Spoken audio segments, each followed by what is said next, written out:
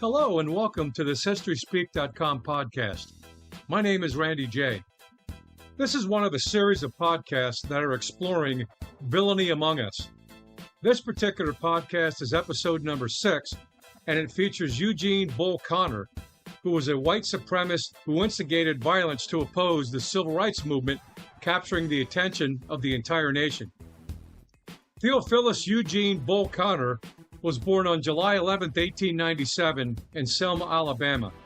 He was a high school dropout who became a prominent radio sportscaster. In the mid-1930s, he entered politics and served in the Alabama state legislature. In 1937, he became Birmingham, Alabama's public safety commissioner. Two stories tell of how he obtained his nickname of Bull. One claims he gained it during his sportscasting career due to his booming voice. The other claims he gained it from a comic character named Dr. B.U.L. Connor, who appeared in cartoons as a small man with a large nose. The moniker of Bull surely fit him well, as he was an ultra-segregationist and white supremacist who maintained close relationships with the Ku Klux Klan. In the early 1960s, he infamously waged a boisterous and violent public battle against the civil rights movement, which attracted national and international despise and criticism. Bull Connor was a Southern Democrat who was a staunch supporter of Jim Crow racial segregation policies. During the 1948 Democratic National Convention, he was part of the faction who walked out in protest of the party's civil rights platforms. He became associated with the short-lived States' Rights Democratic Party that was popularly known as the Dixiecrats, which opposed the National Democratic Party because Democratic President Harry S. Truman integrated the military in 1948 and supported other civil rights initiatives that were gaining national strength throughout the Democratic Party. The Dixiecrats wanted states to have the ability to legislate and enforce racial segregation laws despite federal legislation and oversight. Bull Connor refused to provide police protection for the Freedom Riders, who were groups of black and white civil rights activists who participated in bus trips throughout the Deep South in 1961 to protest segregated bus terminals. When the first Freedom Riders bus arrived in Birmingham, all of the riders were arrested for defying segregation laws. The second Freedom Riders bus to arrive in Birmingham was attacked by a white mob and Ku Klux Klan members, encouraged by local police under the orders of Bull Connor.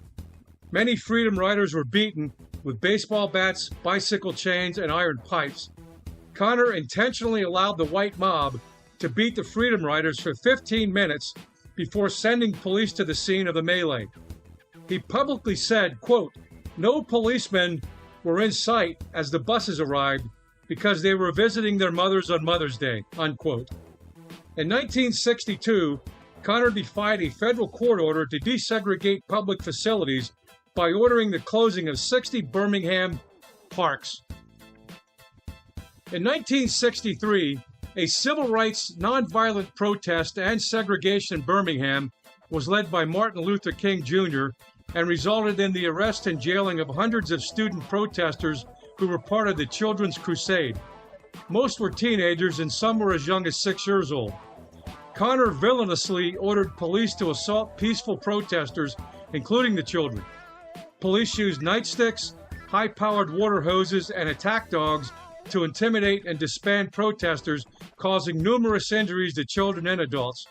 More than 600 students were arrested, and Connor commandeered several school buses to transport them to jails in Birmingham.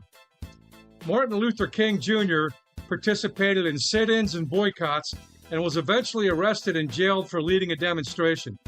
During his incarceration, he wrote his now famous Letter from Birmingham Jail, which expressed his philosophy of nonviolent direct action against racial segregation and a universal quest for civil rights for everyone. The violence in Birmingham against civil rights protesters, instigated by Bull Connor's brutal tactics, drew national attention and the hyper-awareness of President John F. Kennedy.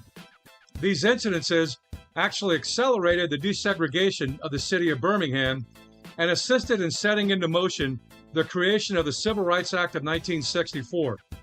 This progress of the civil rights movement was exactly what Bull Connor did not want, and ironically, his bigotry, violence, and hatred expedited social progress nationwide. After allegations that had been circulating for several years, a 2013 New York Times investigation reported that Bull Connor did indeed order an assassination of the well-known civil rights leader Fred Shuttlesworth. Connor directed Detective Tom Cook to hire a black man to shoot Shuttlesworth. This black man was given a gun, and he hid by a church where Shuttlesworth was scheduled to speak. Fortunately, the assassination was foiled when a police car drove by and caused the hitman to flee. The Birmingham News newspaper obtained information about the assassination plot, but did not release any correspondence at the time because it was managed by a supporter of Bull Connor.